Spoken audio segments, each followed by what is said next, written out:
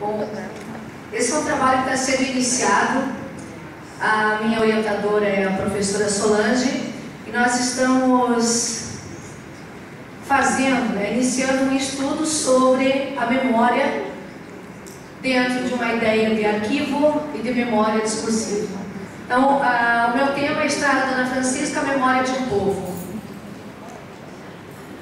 O objetivo desse estudo é analisar discursivamente os efeitos de sentido produzidos a partir da construção da Estrada Dona Francisca na região norte do estado de Santa Catarina e, como consequência, a criação de uma nova colônia de imigrantes alemães que se instalaram nessa região. A Estrada Dona Francisca foi considerada por um bom tempo uma das maiores estradas da América Latina, e ela teve início com picadas saindo de Joinville em 1852, quando os imigrantes se instalaram em Joinville, e depois, em 1857, oficialmente, a estrada começa a ser construída, subindo a serra que hoje é a Serra Dona Francisca. E essa análise pretende refletir sobre como a memória discursiva e o arquivo se apresentam na formação de uma nova nação no Brasil para esses imigrantes que subiram a serra. A base do nosso estudo está na análise do discurso, AD na linha de Michel Pechet, e no Brasil nós temos a Hollande.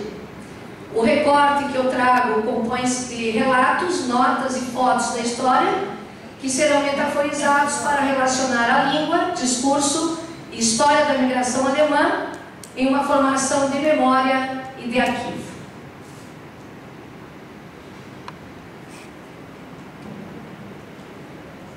Quem é esse sujeito que nós vamos trabalhar, né?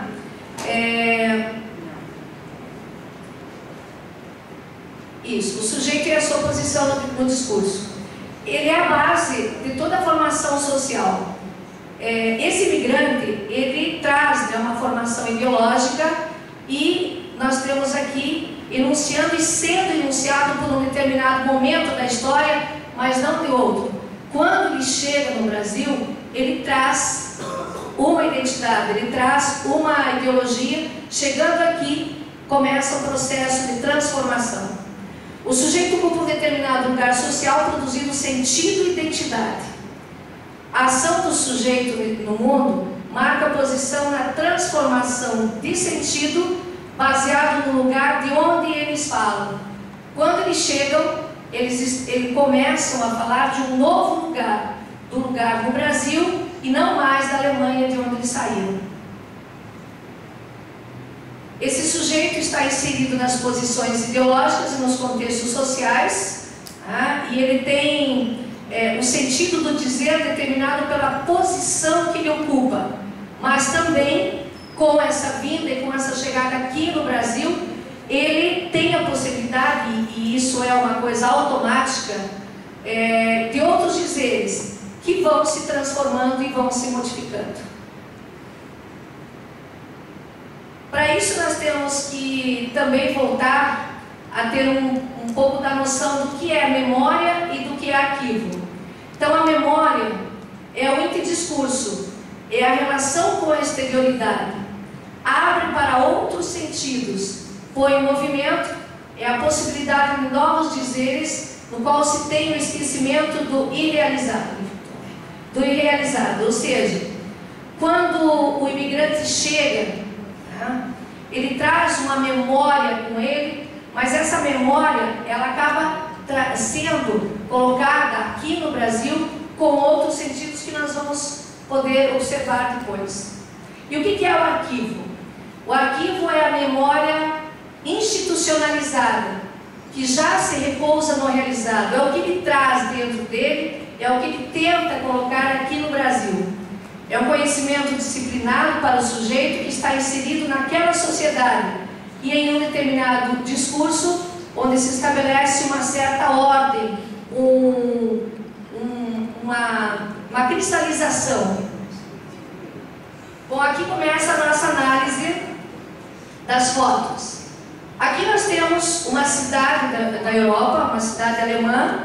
E o que nós podemos observar? Eu queria até ter colocado junto, mas nós vamos indo e voltando aí.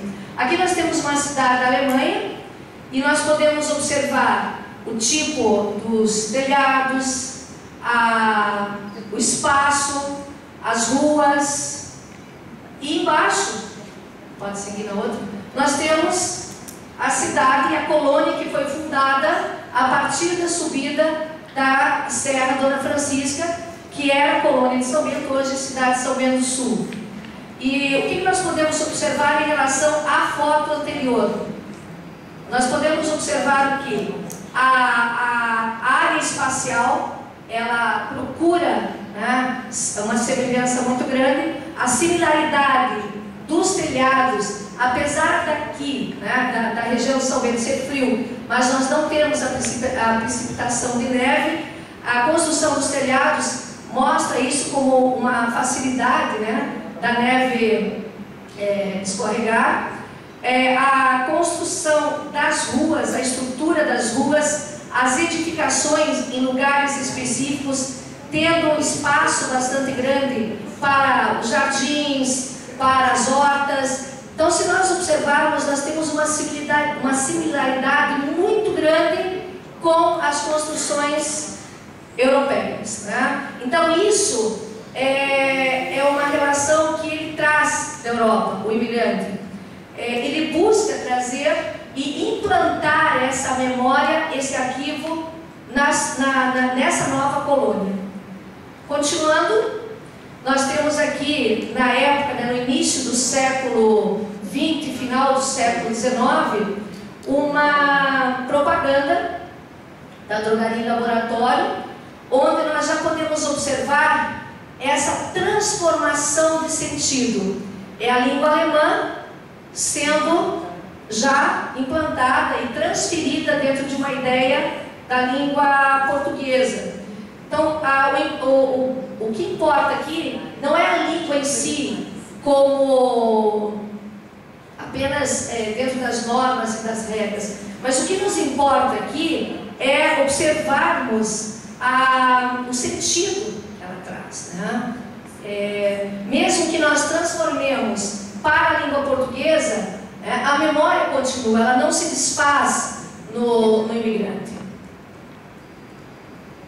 Aqui nós temos um outro exemplo de uma adaptação linguística que aconteceu e era bastante comum, que é você adaptar a língua alemã à língua portuguesa, não ficando nenhuma e nem outra, ficando uma nova língua, né? São os sentidos que vão se construindo.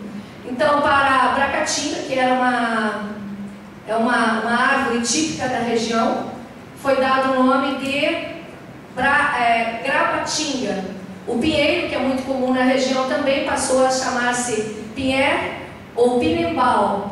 A pinha, que era a fruta do pinheiro, foi denominada de Pinenkopf ou Pinenkugel.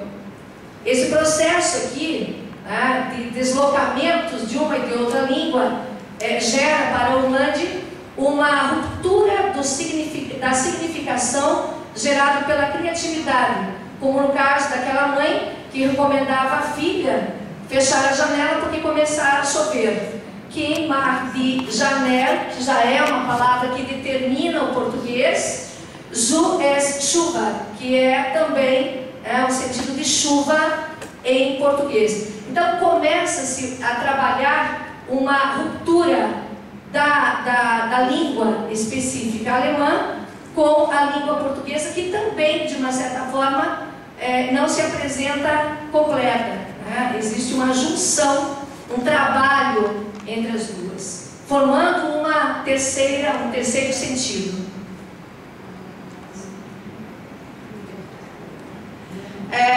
Aqui nós temos um outro exemplo, tá?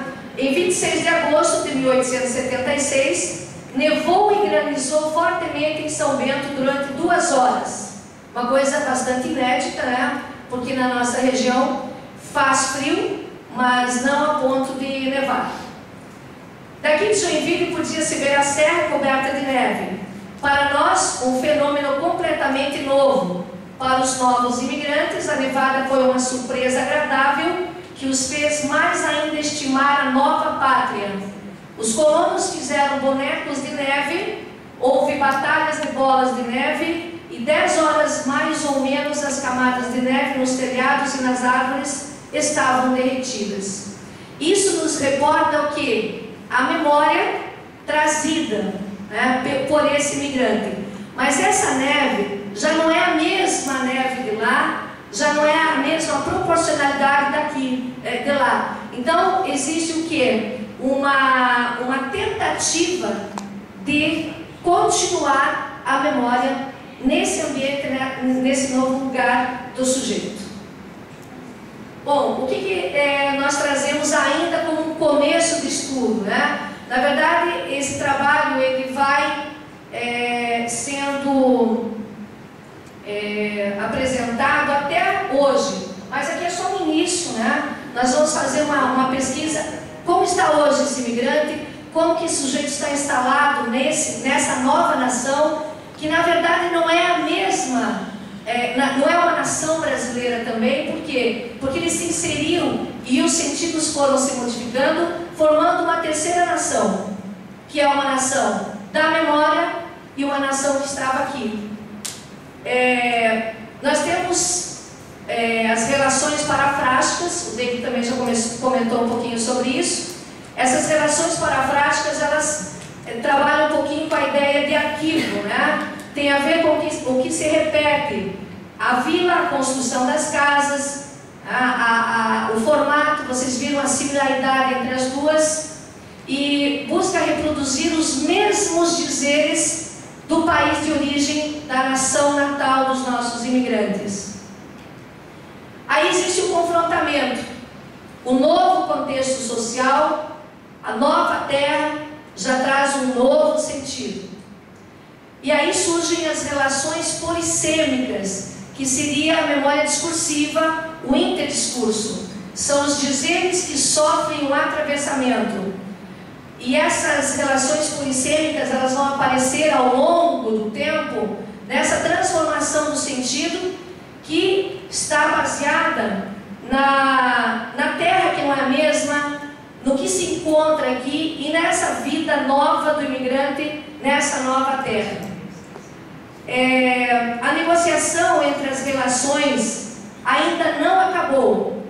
A quantidade de elementos da velha pátria hoje, elas são bem menores, porque o imigrante, ele também teve uma transformação. Hoje nós temos os descendentes dos imigrantes.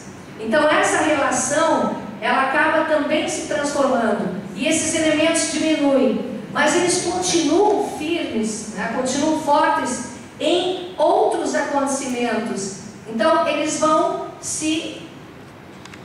atravessando e vão se renovando e ressignificando.